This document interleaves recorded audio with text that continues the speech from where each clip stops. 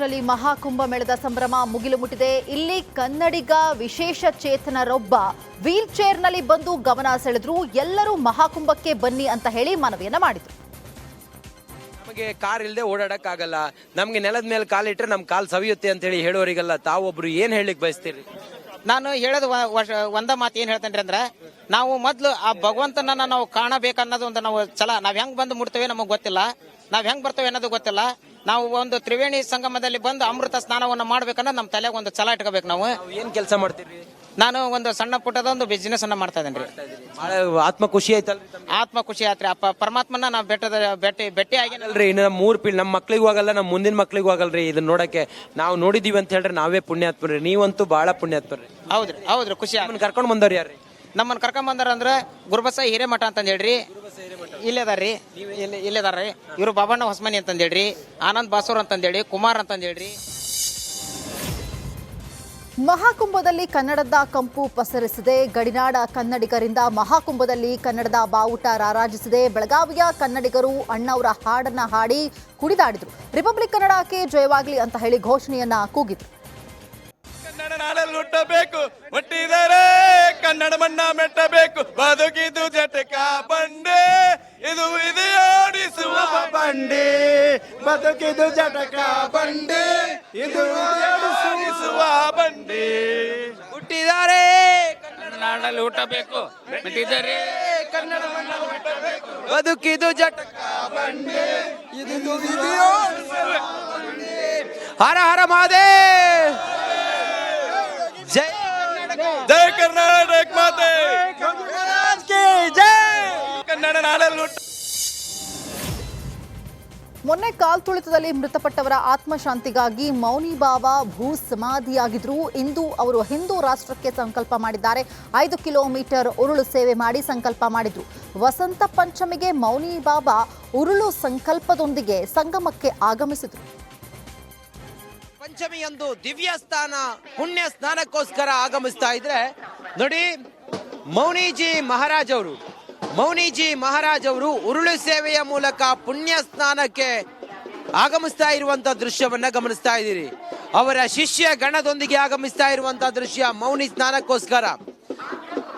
ಮೌನಿಜಿ ಮಹಾರಾಜ್ ಅವರು ಪಂಚಮಿಯ ಸ್ನಾನಕ್ಕೋಸ್ಕರ ಆಗಮಿಸ್ತಿರುವಂತಹ ದೃಶ್ಯ. ಕುಚುಕು ಗೆಳೆಯರಾದ ಜನಾರ್ದನ ರೆಡ್ಡಿ ಹಾಗೂ ರಾಮುಲು ವಿವಾದ ಇನ್ನೂ ಹಸಿಯಾಗಿದೆ. ಈ ರಾಮುಲು ಕಾಂಗ್ರೆಸ್ಗೆ ಸೇರ್ತಾರೆ ಎನ್ನುವಂತಹ ಚರ್ಚೆ ಶುರುವಾಗಿದ್ದು, ಈ ಪ್ರಶ್ನೆಗೆ ಗದಗದಲ್ಲಿ ಶ್ರೀರಾಮುಲು ಪ್ರತಿಕ್ರಿಯೆಯನ್ನು ನೀಡಿದ್ದಾರೆ.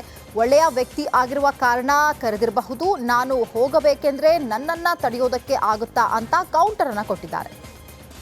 ಅಲ್ರಿ, ಕರೀತಾರ್ರಿ. ಇವತ್ತು ರಾಮುಲು ಅವ್ರು ಯಾವತ್ತು ಕೂಡ ಪಾರ್ಟಿ ಬಿಟ್ಟೋಗಲ್ಲ ಅನ್ನೋದು ಇಡೀ ರಾಜ್ಯದ ಜನರಿಗೆ ಗೊತ್ತಿದೆ. ಇವತ್ತು ಕ್ರೆಡಿಬಿಲಿಟಿ ಇರೋ ಕಾರಣ, ಒಳ್ಳೆ ವ್ಯಕ್ತಿ ಆಗಿರೋ ಕಾರಣ ಕರೆದಿರ್ಬೋದೇನೋ. ಹೋಗಂಥದ್ದು ನನ್ನ ಮನಸ್ಥಿತಿ ಅಲ್ಲ. ನಾನು ಹೋಗ್ಬೇಕಂದ್ರೆ ನಾನು ತಡೆಯೋಕ್ಕಾಗುತ್ತೇನ್ರಿ? ನಾನು ಏನು ಜೈಲಲ್ಲೆಲ್ಲ ಇಡೋಕ್ಕಾಗುತ್ತೇನ್ರಿ? ಯಾರು ಇಡೋಕ್ಕಾಗಲ್ರಿ. ಈಗಿನ ಕಾಲದಲ್ಲಿ ಯಾರು ಮಾತು ಕೇಳಲ್ಲ. ನನ್ನ ಮನಸ್ಥಿತಿಯನ್ನು ಭಾರತೀಯ ಜನತಾ ಪಾರ್ಟಿ ಈ ದೇಶದಲ್ಲಿ ಮೋದಿಯವರ ಪಾರ್ಟಿಯನ್ನು ಕಟ್ಟುತ್ತದೆ. ಕರ್ನಾಟಕದಲ್ಲಿ ಮುಂದಿನ ದಿನಗಳಲ್ಲಿ ಪೂರ್ಣ ಬಹುಮತದಿಂದ ಸರ್ಕಾರ ಬರಬೇಕನ್ನಂತೇಳಿ ನಾವು ಕೆಲಸ ಮಾಡಬೇಕಂದ್ರೆ ಈಗಿನ ಪರಿಸ್ಥಿತಿಯಲ್ಲಿ ನಮ್ಗೆ ಆಕ್ಸಿಜನ್ ಯಾರು ಕೊಡಬೇಕು, ಕಾನ್ಫಿಡೆನ್ಸ್ ಯಾರು ಕೊಡಬೇಕು, ನಮ್ಗೆ ಎನರ್ಜಿ ಯಾರು ತುಂಬಬೇಕಂದ್ರೆ ನಮ್ಮ ನಾಯಕರು, ರಾಷ್ಟ್ರೀಯ ನಾಯಕರು, ರಾಜ್ಯ ನಾಯಕರು ತುಂಬಬೇಕಾಗಿದೆ. ಇವತ್ತು ಎನರ್ಜಿ ತುಂಬಿಲ್ಲ, ನಮಗೆ ಕಾನ್ಫಿಡೆನ್ಸ್ ತುಂಬಿಲ್ಲ. ನಾವು ಯಾವತ್ತೂ ಕೂಡ ಶಕ್ತಿವಂತರೆಲ್ಲರೂ. ಮಂಡ್ಯದ ಗ್ಯಾಂಗ್ ರೇಪ್ ಆರೋಪಿಯನ್ನ ರಕ್ಷಣೆ ಮಾಡುವ ಕೆಲಸ ಆಗ್ತಾ ಇದೆ ಅಂತ ಹೇಳಿ ವಿಧಾನ ಪರಿಷತ್ ಪ್ರತಿಪಕ್ಷ ನಾಯಕ ಛಲವಾದಿ ನಾರಾಯಣಸ್ವಾಮಿ ಗಂಭೀರ ಆರೋಪವನ್ನು ಮಾಡಿದ್ದಾರೆ. ರೇಪ್ ಪ್ರಕರಣ ಎಲ್ಲರೂ ತಲೆ ತಗ್ಗಿಸುವಂತಹ ಘಟನೆಯಾಗಿದೆ. ಸ್ಥಳೀಯವಾಗಿ ನನಗೆ ಮಾಹಿತಿ ಬಂದಿದೆ. ಆರೋಪಿಯನ್ನ ಒಂದು ಸಮುದಾಯದವರು ರಕ್ಷಣೆ ಮಾಡುವ ಕೆಲಸ ಆಗ್ತಾ ಇದೆ. ಬಾಲಕಿ ಐಸಿಯುನಲ್ಲಿ ಚಿಕಿತ್ಸೆಯನ್ನ ಪಡಿತಾ ಇದ್ದಾರೆ. ಆದಷ್ಟು ಬೇಗ ಆರೋಪಿಯನ್ನ ಪತ್ತೆ ಹಚ್ಚಿ ಕ್ರಮ ಕೈಗೊಳ್ಳಬೇಕು ಅಂತ ಆಗ್ರಹಿಸಿದರು. ಬಾಲಕಿಯ ಮೇಲೆ ಅತ್ಯಾಚಾರ ಆಗಿರುವಂಥದ್ದು, ದಿನೇ ದಿನೇ ಕ್ರೈಮ್ ಪ್ರಕರಣ ಜಾಸ್ತಿ ಆಗ್ತಾ ಇರುವಂಥದ್ದು, ಒಂದು ಜನರು ಒಂದು ಕಡೆ ಆತಂಕದ ಜೊತೆಗೆ ಭಯಭೀತಿ ಕೂಡ ಆಗಿರುತ್ತದೆ. ಈ ಬಗ್ಗೆ ಸಾರ್ವಜನಿಕರು ಕೂಡ ಆಕ್ರೋಶ ವ್ಯಕ್ತ ಆಗ್ತಾ ಇರೋದು. ಮಾತಾಡೋಕ್ಕೆ ಪ್ರತಿಪಕ್ಷ ನಾಯಕರಾದಂಥ ಛಲವಾದಿ ನಾರಾಯಣಸ್ವಾಮಿ ಇದ್ದಾರೆ. ಸರ್, ಮಂಡ್ಯದಲ್ಲಿ ಗ್ಯಾಂಗ್ ರೇಪ್ ಆಗಿರುವಂಥದ್ದು, ಸೊ ಎಲ್ಲರೂ ಕೂಡ ತಲೆ ತೆಗೆಸುವಂಥ ಕೆಲಸ. ಸರ್ಕಾರ ಏನು ಕ್ರಮ ಕೈಗೊಳ್ಳಬೇಕು ಮತ್ತು ನೀವೇನು ಹೇಳ್ತೀರಾ? ನೋಡಿ, ಯಾರೇ ಆಗಲಿ ರೇಪ್ ವಿಷಯ ಬಂದಾಗ ಪ್ರತಿಯೊಬ್ಬರು ತಲೆ ತಗ್ಗಿಸ್ತಕ್ಕಂಥ, ನಾಚಿಕೆ ಪಡ್ತಕ್ಕಂಥ ಕಾರ್ಯ ಇದು. ಆದರೆ ಅನೇಕ ಕಡೆ ರೇಪ್ ಆದಾಗ ಮಾನ್ಯ ಮುಖ್ಯಮಂತ್ರಿಗಳು ಏನ್ರಿ ಧಾರವಾಡದಲ್ಲಿ 2 ದಿನಗಳ ಜಿಲ್ಲಾ ಸಾಹಿತ್ಯ ಸಮ್ಮೇಳನವನ್ನು ಅಖಿಲ ಭಾರತೀಯ ಕನ್ನಡ ಸಾಹಿತ್ಯ ಪರಿಷತ್ನಿಂದ ಮಾಡಲಾಗಿದೆ. ಹಿರಿಯ ಗ್ರಂಥಪಾಲಕ ಡಾಕ್ಟರ್ SR ಗುಂಜಾಳ ಸರ್ವಾಧ್ಯಕ್ಷತೆಯಲ್ಲಿ ಸಮ್ಮೇಳನ ನಡೆದಿದ್ದು, ಸಮ್ಮೇಳನ ಉದ್ಘಾಟನೆ ಸಮಾರಂಭದಲ್ಲಿ ಜಿಲ್ಲಾ ಉಸ್ತುವಾರಿ ಸಚಿವ ಸಂತೋಷ್ ಲಾಡ್ ಸಹಿತ ಪ್ರಮುಖರು ಗೈರಾಗಿದ್ದರು. ಹೀಗಾಗಿ ಸಾಹಿತಿಗಳ ಸಮ್ಮುಖದಲ್ಲಿ ಸಮ್ಮೇಳನಕ್ಕೆ ಚಾಲನೆ ನೀಡಲಾಯಿತು. ಹೊಸ ಮೈನಿಂಗ್ಗೆ ಪರವಾನಗಿ ನೀಡೋದ್ರಿಂದ ಗ್ರಾಮಸ್ಥರಿಗೆ ಸಮಸ್ಯೆಯಾಗ್ತಾ ಇದೆ ಅಂತ ಹೇಳಿ ವಿಜಯನಗರ ಜಿಲ್ಲೆಯ ಹೊಸಪೇಟೆ ತಾಲೂಕಿನ ಗಾಳೆಮ್ಮನಗುಡಿ ನಿವಾಸಿಗಳು ಅಳಲನ್ನ ತೋಡ್ಕೊಳ್ತಾ ಇದ್ದಾರೆ. ಗ್ರಾಮಕ್ಕೆ ರಾಷ್ಟ್ರೀಯ ಹೆದ್ದಾರಿ 50 ಅಂಟಿಕೊಂಡಿರೋದು ಒಂದು ಕಡೆಯಾದರೆ, ಮತ್ತೊಂದು ಕಡೆ ಮೈನಿಂಗ್ ಪರವಾನಗಿಗೆ ನೀಡೋದ್ರಿಂದಾಗಿ ಜನರಿಗೆ ಸಮಸ್ಯೆ ಆಗ್ತಾ ಇದೆ. ಹೊಸ ಮೈನಿಂಗ್ ಕಂಪನಿಗೆ 405 ಎಕರೆಗೆ ಪರವಾನಗಿ ನೀಡೋದಕ್ಕೆ ಮುಂದಾಗಿರೋದು ಸರಿಯಲ್ಲ. ಹೊಸ ಮೈನಿಂಗ್ ಕಂಪನಿಗೆ ಪರವಾನಗಿ ಬೇಡ ಅಂತ ಹೇಳಿ ಗ್ರಾಮಸ್ಥರು ಮನವಿಯನ್ನು ಮಾಡ್ತಾ ಇದ್ದಾರೆ. ದಯಮಾಡಿ ಇದನ್ನ ಸಾರ್ವಜನಿಕ ಸಭೆಯನ್ನ ರದ್ದುಪಡಿಸಬೇಕು. ಯಾವುದೇ ಕಾರಣಕ್ಕೂ ನಡೆಸಬಾರ್ದು. ಕೈ ಮುಗಿದು ಕೇಳ್ಕೊಂತೀವಿ. ಇಲ್ಲದ್ರೆ ನಾಳೆ ಅಲ್ಲಿ ಏನೋ ಅನಾಹುತ ಆದ್ರೆ ಡೈರೆಕ್ಟ್ ಅಧಿಕಾರಿಗಳೇ ಹೊಣೆ ಆಗ್ತಾರೆ ಸರ್. ಅಲ್ಲ, ಅವ್ರಿಗೆ ಪರ್ಮಿಷನ್ ಕೊಡಬಾರ್ದ, ಹಿಯರಿಂಗ್ ನಡೆಸಬಾರ್ದು. ಹಿಯರಿಂಗ್ ನಡೆಸಬಾರ್ದು. ಫಸ್ಟ್ ನಮ್ದು ಎಲ್ಲ ಸಮಸ್ಯೆ ಬಗೆಹರಿಸಲಿ, ನಡೆಸ್ಕೊಳ್ಳಿ. ಅವ್ರು ಬೇಡ ಅಂತಲ್ಲ, ನಮ್ನ ಎಲ್ಲೇನು ಶಿಫ್ಟ್ ಮಾಡಲಿ, ಬೇರೆ ಊರಲ್ಲಿ ಎಲ್ಲ ಮನೆ ಕೊಡಿಸಿ ಶಿಫ್ಟ್ ಮಾಡಲಿ. ನಮಗೆ ನಾವ್ಲಿ ಇರೋದಲ್ಲ. ಬೀದರ್ನಲ್ಲಿ ವಸಂತ ಪಂಚಮಿ ಹಿನ್ನೆಲೆಯಲ್ಲಿ ಸಂಗೀತ ಕಲಾ ಮಂಡಲದಿಂದ ಶ್ರೀ ರಾಘವೇಂದ್ರ ಸ್ವಾಮೀಜಿ ಮಠದ ಸಭಾಂಗಣದಲ್ಲಿ ಸಂಗೀತ ಕಾರ್ಯಕ್ರಮ ನಡೆಸಲಾಯಿತು. ಕಾಶಿಯ ಪ್ರಖ್ಯಾತ ಕಲಾವಿದ ಸಂಗೀತ ಮಿಶ್ರ 1.5 ಗಂಟೆ ನಿರಂತರವಾಗಿ ಸಾರಂಗಿ ವಾದ ನುಡಿಸಿ ರಂಜಿಸಿದರು. ಕಾರ್ಯಕ್ರಮದಲ್ಲಿ ಸಂಗೀತ ಕಲಾ ಮಂಡಲ ಅಧ್ಯಕ್ಷ ರಾಜೇಂದ್ರ ಸಿಂಗ್ ಪವಾರ್, ಹಿರಿಯ ಕಲಾವಿದ ಶಿವಾಜಿರಾವ್ ಸಾಗರ್ ಸೇರಿದಂತೆ ಹಲವರು ಉಪಸ್ಥಿತರಿದ್ದರು.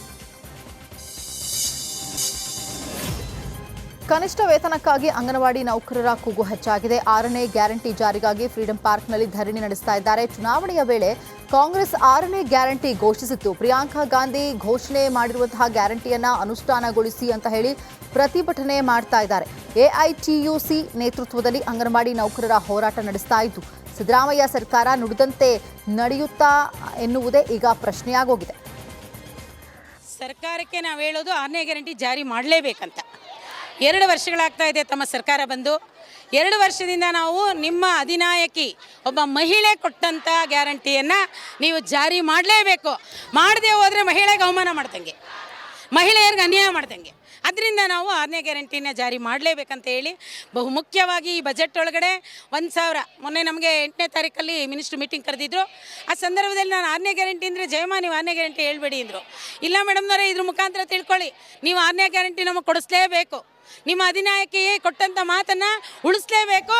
ಇದು ಮಹಿಳೆಯರ ಕೊಟ್ಟಂಥ ಒಂದು ಗ್ಯಾರಂಟಿ ಏನಿದೆ ಅದಕ್ಕೆ ಸಿಗ್ತಕ್ಕಂಥ ಗೌರವ ಅಂತ ಹೇಳಕ್ಕೆ ಇಷ್ಟ. ಸರ್ಕಾರಕ್ಕೆ ನಾವು ಹೇಳೋದಕ್ಕೂ ಅಧಿಕ ಮಹಿಳೆಯರ ಮೇಲೆ ವಿಕೃತ ಅಮ್ರಜ್ ಅತ್ಯಾಚಾರ ಎಸಗಿದ ಪ್ರಕರಣವನ್ನು ಖಂಡಿಸಿ ಹಿಂದೂಪರ ಸಂಘಟನೆಗಳಿಗೆ ಚನ್ನಗಿರಿ ವಕೀಲ ಸಂಘ ಬೆಂಬಲವನ್ನ ನೀಡಿದೆ. ವಕೀಲರು ಕೋರ್ಟ್ ಕಲಾಪವನ್ನು ಬಹಿಷ್ಕರಿಸಿ ಪ್ರತಿಭಟನೆಗೆ ಧುಮುಕಿದ್ದಾರೆ. ಚನ್ನಗಿರಿಯ ಎಲ್ಲಾ ವಕೀಲರು ಅಮ್ಜದ್ ಪರ ವಕಾಲತ್ತು ವಹಿಸದೇ ಇರೋದಕ್ಕೆ ನಿರ್ಧಾರವನ್ನು ಮಾಡಿದ್ದಾರೆ. ವಿಕೃತ ಅಮ್ಜದ್ ಚನ್ನಗಿರಿ ತಾಲೂಕಿನ ಯಾವ ವಕೀಲರು ಅವನ ಬೆಂಬಲಕ್ಕೆ ನಿಲ್ಲೋದಿಲ್ಲ, ಅವರಿಗೆ ಗಲ್ಲು ಶಿಕ್ಷೆ ಆಗಬೇಕು ಅಂತ ವಕೀಲರು ಪಟ್ಟು ಹಿಡಿದಿದ್ದಾರೆ. ಅಲ್ಲದೆ ದೇಶದ ಯಾವ ವಕೀಲರು ವಕಾಲತ್ತು ವಹಿಸದಂತೆ ಮನವಿ ಮಾಡಿಕೊಂಡಿದ್ದಾರೆ. ಇಲ್ಲಿ ಚನ್ನಗಿರಿಯ ಜನ ಒಂದೇ ಅಲ್ಲ, ಭಾರತದ ಜನರೇ ಸಹಿತ ಇದನ್ನು ಪ್ರತಿಭಟಿಸುವಂಥ ದುಷ್ಕೃತ್ಯ ಮಾಡಿದ್ದಾರೆ. ಯಾರೇ ಮಹಿಳೆಯರಾಗಲಿ, ನಾವು ಮತ್ತೊಬ್ಬ ಮಹಿಳೆಯರನ್ನ ಅಕ್ಕ ತಂಗಿಯರಂತೆ ನೋಡಬೇಕು ಅಂತ ಹೇಳಿ ನಮ್ಮ ಹಿಂದೂ ಸಂಪ್ರದಾಯ ಇದೆ. ಇವರು ಅಲ್ಲಿ ತಮ್ಮ ಕಷ್ಟಕ್ಕೆ ಹೋದಂಥರನ್ನ ದುರುಪಯೋಗ ಪಡಿಸ್ಕೊಂಡಿರೋದು ಇದನ್ನು ಯಾರು ಯಾವ ವ್ಯಕ್ತಿನೂ ಕ್ಷಮಿಸಲಿಕ್ಕೆ ಆಗದಂಥ ಕೆಲಸ ಮಾಡಿದ್ದಾರೆ. ಅವರಿಗೆ ಶಿಕ್ಷೆ ಆಗಲೇಬೇಕು.